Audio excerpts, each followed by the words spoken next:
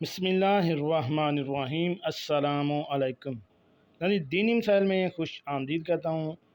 آج کی میری اس ویڈیو کا موضوع ہے حیض کے مسائل۔ دو بہت ہی اہم مسائل ہیں۔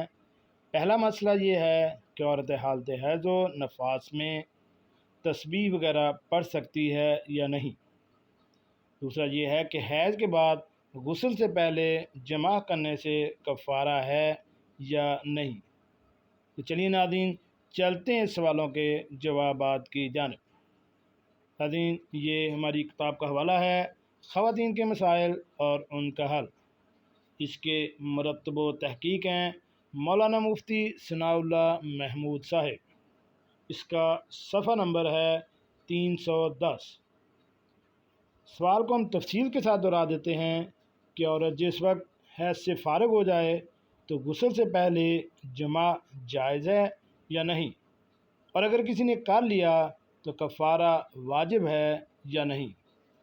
تو ناظرین، سوال کا جواب یہ ہے کہ اگر حیض 10 دن میں جا کر ختم ہوا، جو کہ اس کی شرعی اکثر مدت ہے، تو غسل سے پہلے جماع کرنا درست ہے، اگرچہ بہتر یہ ہے کہ غسل کے بعد کیا جائے۔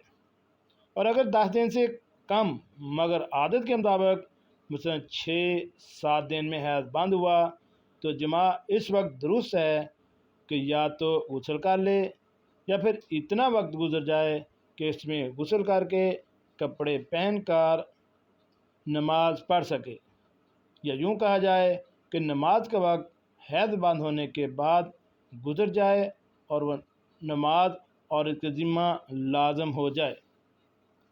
اس کے بعد دوسرا مسئلہ ہے جس کا سوال تفصیل کے ساتھ یہ ہے کہ عورتوں کو حالت حیض و نفاس میں وضو کر کے دلائل خیرات، حزب الاعظم وغیرہ اور دیگر اوراد و وظائف مثلا تسبیح فاطمی وغیرہ پڑھنا جائز ہے یا نہیں، اور ان میں آیات قرآنیہ کو چھوڑ دے یا انہیں نہ پڑھے۔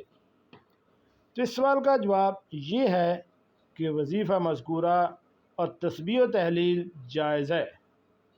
آیت قرآنیہ کا بنیت دعا پڑھنا جائز ہے، جیسا کہ در مختار میں حائضہ اور جنبی کے لیے دعا پڑھنا، انہیں چھونا جائز لکھا ہے، اور شامیہ میں سورۃ فاتحہ کو دعا کے طور پر پڑھنا جائز قرار دیا گیا ہے۔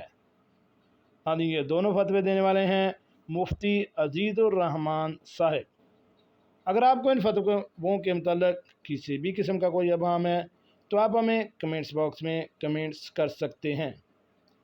اگر آپ ڈائریکٹ دیکھنا چاہتے ہیں تو آپ گوگل سے یہ کتاب ڈاؤن لوڈ کر کے صفحہ نمبر 310 پر آپ ان فتووں کو دیکھ سکتے ہیں۔ جی ناظرین، کیسے لگی ہماری آج کی یہ معلوماتی ویڈیو؟ اپنا اور اپنی فیملی کا خیال رکھیے گا، اور ایسی معلوماتی ویڈیو حاصل کرنے کے لیے میرے اس چینل دینی مسائل کو